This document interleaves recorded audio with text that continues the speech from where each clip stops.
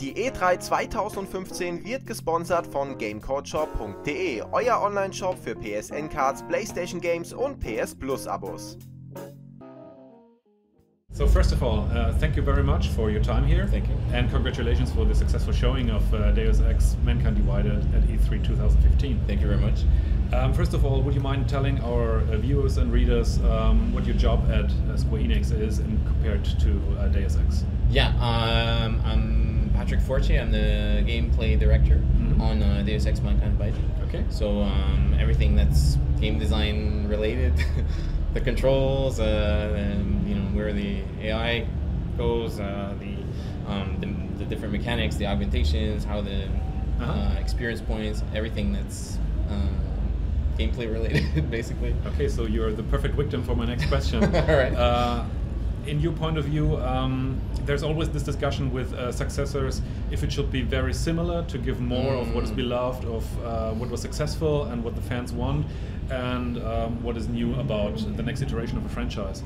What would you say, where was your importance? What was more important for you to focus on?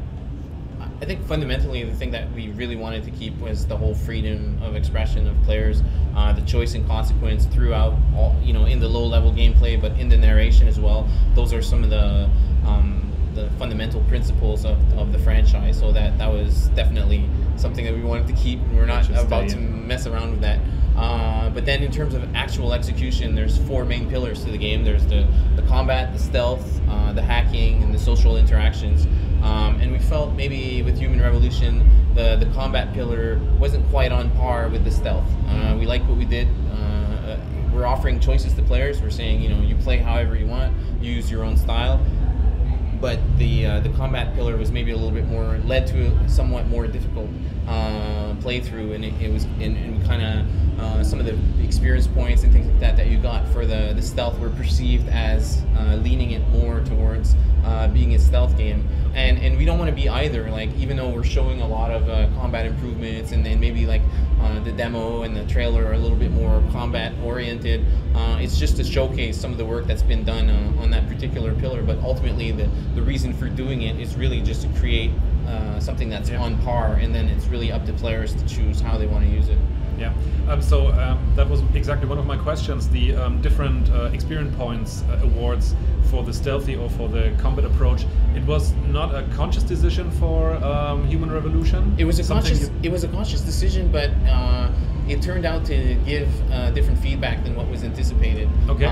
The idea was more like the stealth player is taking more time. He's putting maybe more effort to get to another location. So we're going to reward him, you know, the same way that the combat player would for his time. And then the way that ultimately was perceived was that we were favoring the stealth, which is not really the message that we wanted to give across. It was more like, you know, effort equals reward, not a fundamental judgment part on our end of saying this is better than, this is the right way to play and this is the wrong way to play. That's really something that we want to avoid. It's really up to the player to decide, you know, what's the best moment for stealth, what's the best moment for combat. Okay. Some people are really on the extremes, but I think a lot of people actually blend both in their play styles.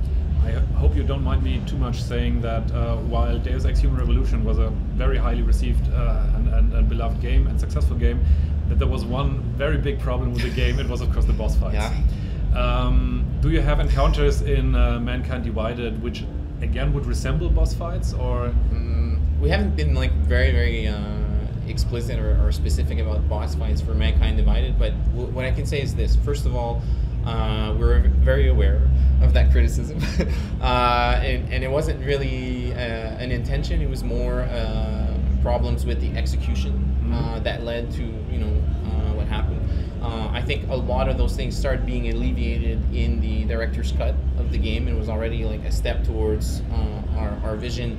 And then Mankind Divided completes the gap, you know, in that direction. So this time when we say like you can play the full game without killing anybody, there's no little asterisk or in parentheses except, you know, there's no except. We're carrying this philosophy throughout the whole playtime. I know some players who would like to replay Human Revolution in order to prepare for the next title, and they would like to know what story decisions they have to take so that they are led exactly to the new title. So can you tell us and help those players by telling us what the official ending now for Human Revolution is? The way we looked at the ending of Human Revolution is we felt, in actuality, there was some truth in all the different endings, and there's no one particular canon ending. There's actually a little bit of it. Even though we gave a choice to players and we said, this is what you're intending to do, and it's a very concrete choice, it doesn't mean that it necessarily turned out that way. Once you decided to withhold the information or give it or spread it, things have a way of kind of getting out there and leaking, and some people found out stuff and the truth was kept away from other people, and then all kinds of things kind of happened. Kind of like in real life, there's these real world events. We were told one thing and then years later, this is what really happened. So it's kind of one of those, and that's how we set the stage for Mankind Divided. So each ending more or less would work for the story of Mankind Divided. Yeah. Okay. Mankind Divided continues Adam Jensen's story. This is the first time for the Deus Ex franchise which always switched protagonists for each new title. Was there a specific reason why you wanted to stick with Jensen a bit longer this time? I think it was really interesting to go back and re-explore this character and see how he was transformed. In Human Revolution, the team got to really lay out the groundworks, the origin story, present the state of the world. Adam is presented in this I never asked for this kind of way. It's topsy-turvy, he's been thrown around, and now to go back and revisit him, then we can take it to a whole other level, and we can see how he was actually transformed by the events of the previous game, and how he operates in a completely different world. So now he's actually officially working for Task Force 29, which is an anti-terrorist group, but he's also working on the side with another more clandestine group that thinks maybe the task force has been infiltrated by Illuminati elements. And really the reason he's doing that is because he's trying to get answers for himself. So he's working kind of both sides because he's taking much more control of his destiny in Mankind Divided. I think the origin story approach of Jensen's story in the last game fit very well to the RPG elements of the game, starting at the beginning and then progressing. I can see where you're going there. Yeah. So do you invent a story like mind loss, like accidents, or how do you balance it out so that Jensen's story is not starting overpowered? Well, what we don't do is we don't pretend that it doesn't exist, and we don't ignore it. So we do address it. I'll let you find out how for the game, but it's a very relevant question, and it is tackled head on at the beginning of the game. Story. Yeah, in the story. Okay. But it does create an interesting challenge that only happens when making a sequel like this. I'm very interested in what story you found for that. Yeah.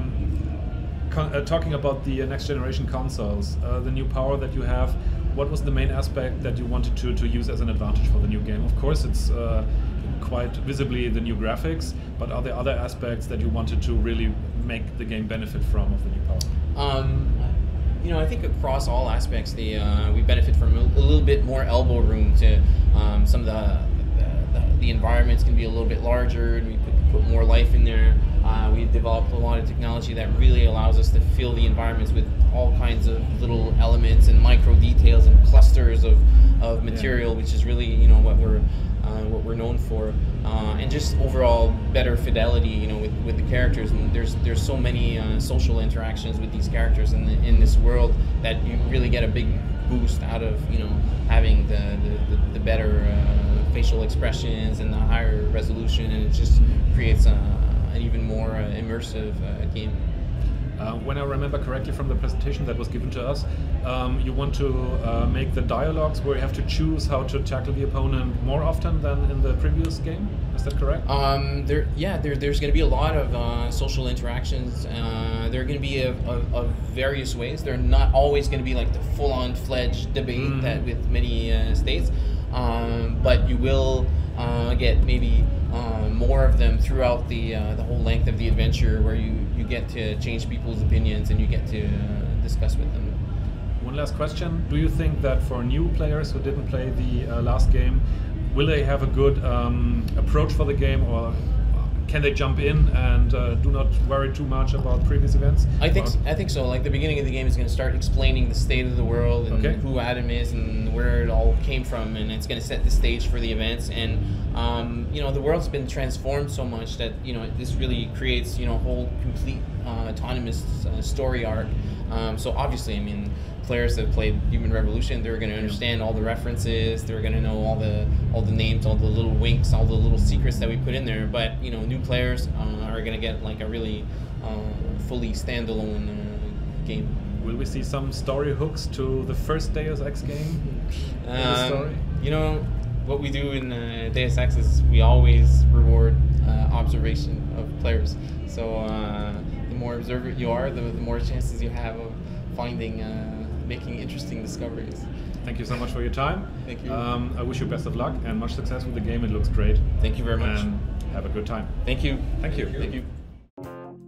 Die E3 2015 wird gesponsert von GameCodeShop.de, euer Online-Shop für PSN-Cards, PlayStation Games und PS Plus Abos.